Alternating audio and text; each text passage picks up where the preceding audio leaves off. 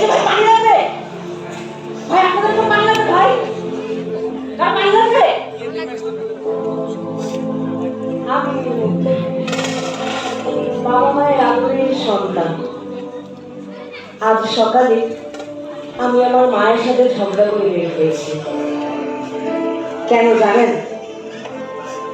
ওই স্বৈরাচারী শাসক আমার সকল সহপাঠী এবং বন্ধুদেরকে হত্যা করছিল। আমার উদ্দেশ্য ছিল আমিও তাদের সাথে যোগ দিব। মাকে বললাম, মা আমিও ওদের সাথে মিছিলে যেতে চাই। মা বললেন, না তোর যাওয়া লাগবে না, তুই আমার একমাত্র কলিজার টুকরা, তুই যাস রে বাবা।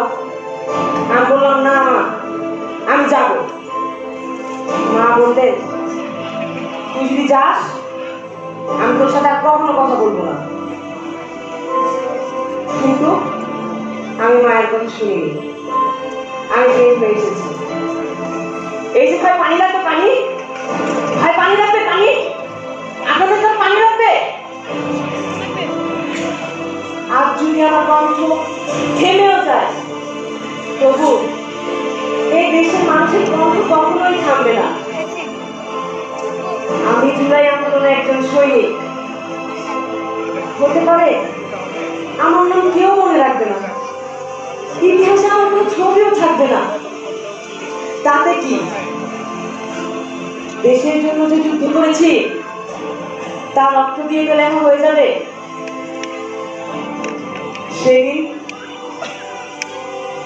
সেদিন কি হয়েছিল জানেন?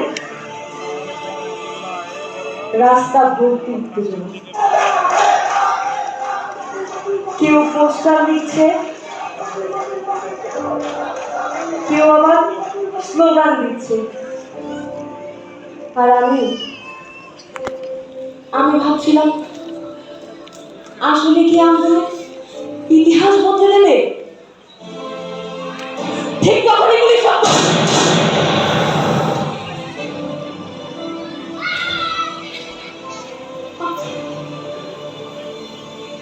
আমার বন্ধুরা আছে, আমার বন্ধুরা আছে, তোকে সামনে পড়েছে। রাশেদ কথা বল, রাশেদ তোর কি খবর? রাশেদ চল, রাশেদ রাশেদ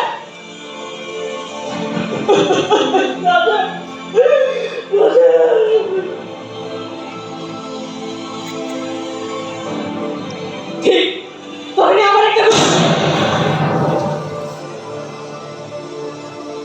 মুখটা কেঁপে উঠে, আমার মায়ের মুখটা মনে পড়ে যায়।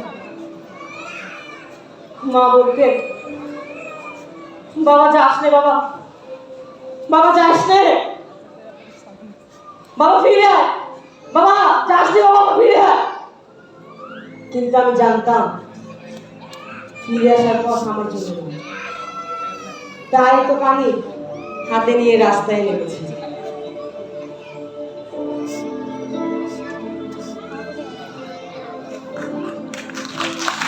এই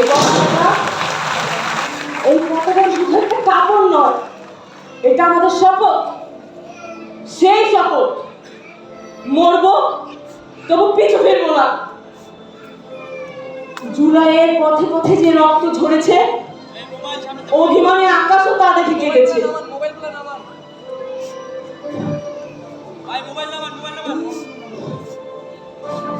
আমার বুকে অনেক ব্যথা, কিন্তু আন্দোলনের ব্যথা কি এর চেয়েও কম? যে মায়ের ছেলেটি আর কখনো বাড়ি ফিরবে না, আমি শুধু একজন সৈনিক। আমার কাজ এই বাংলাদেশকে আরো এক ধাপ এগিয়ে নিয়ে যাওয়া। আর যদি আমি মরে যাই, হয়তো কারো কিছু আসে যায় না। আর যদি আমি মরে যাই, হতে পারে আমার মা বাবা সারা জীবন আমার জন্য কান্নাকাটি করবে। কিন্তু তাতে কি? দেশকে যে স্বাধীনতা উপহার দিয়ে যেতে পেরেছি তাই অনেক। জুলাই আমাদের শেখায় স্বাধীনতা ভিক্ষা নয়, সংগ্রাম করে নিতে হয়। আজ যদি আমি পড়ে যাই, আমার জায়গায় নতুন কেউ এসে দাঁড়াবে। এই আন্দোলন একজনের নয়, এই আন্দোলন এই বাংলাদেশের হাজারো মানুষের রক্তের গল্প।